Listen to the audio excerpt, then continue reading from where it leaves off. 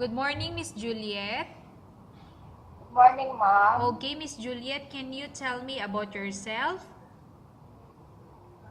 Ma'am, I'm Juliet Pineda Domingo Pineda from Madela, Quirino. Married, college undergraduate. Okay, I have few questions for you to answer, so let's start. Why do you want to work as a maid? Ma'am, because I want to help my family finances. Why you choose Malaysia when there is a lot of other country? Ma'am, because I want to learn their culture and tradition. How are you qualified for this job? Ma'am, because I am hardworking, honest, and polite. Okay, may I know what is your education level is? Ma'am, I am second year college undergraduate. Okay, may I know, what is your recent working experience? I am Lotto Teller Outlet, ma'am. Okay, have you worked abroad before? No, ma'am. Do you have experience of taking care of baby? Yes, ma'am. My own children's. Okay, how about elder or older people? Do you have the experience that you take care before? Yes, ma'am. I have my grandmother. She Mm-hmm. is 82 years old and she is bedridden, but You... she is passed away. Okay, I understand. Do you have any other special skills? Yes, ma'am. Mm-hmm. I know how to cook, how to sit, babysitting, and clean the house. Okay, are you willing to learn new skills? Yes, ma'am. Are you willing to work with a family where the mother-in-law or any relatives stay together? Okay, I'm going to repeat again the question. Are you willing to work with a family where the mother-in-law or any relatives stay together? Yes, ma'am. Currently, are you still working now? No, ma'am. Do you know how to cook? Yes, ma'am. What sort of food can you cook? Like adobo, apritada, menudo, tinola. Okay, so all the food that you mentioned are all Filipino food, right? Yes, ma'am. Are you aware that you will have to do washing, cleaning, ironing, and cooking? Yes, ma'am. From all the house chores like cooking, cleaning, ironing, and washing, which do you like most? I want most cleaning, ma'am. If ever you were selected to work in Malaysia, who will take care of your kids? My grandmother, ma'am. My mother-in-law, ma'am. Okay. You are not allowed to use handphone or cell phone during working hours. Yes, ma'am. You are only allowed to use handphone or cell phone after you finish all the works and when going to bed. Yes, ma'am.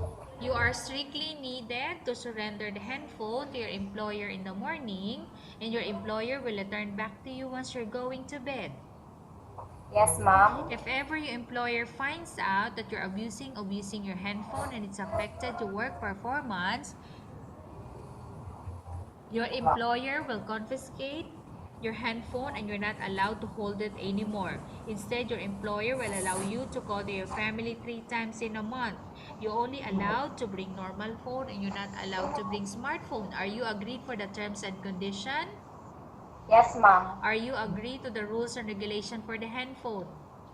Yes, ma'am. How many years is the contract as you agreed and understand?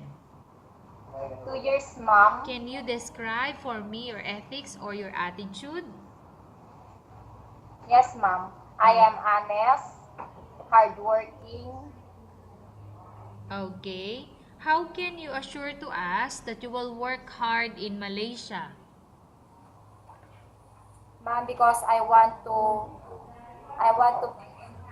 show it to my employer that I am a good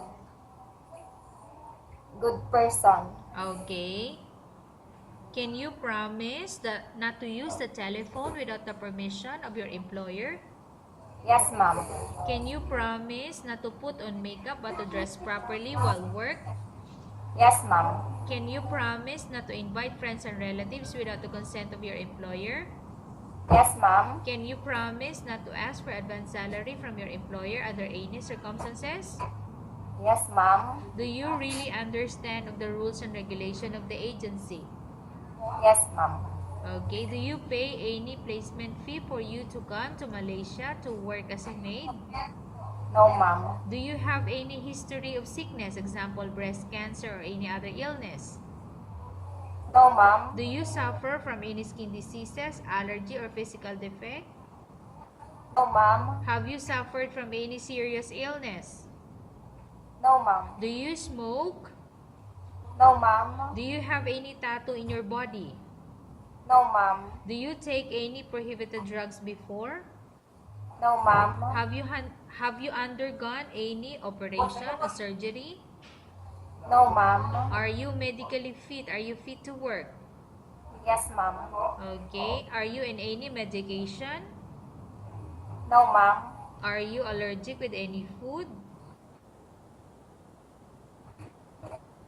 Miss Juliet, are you allergic with any food? No, ma'am. Are you prepared to work for the employer of any race? Yes, ma'am. Are you prepared to eat the type of food taken or given by your employer? Yes, ma'am. Okay.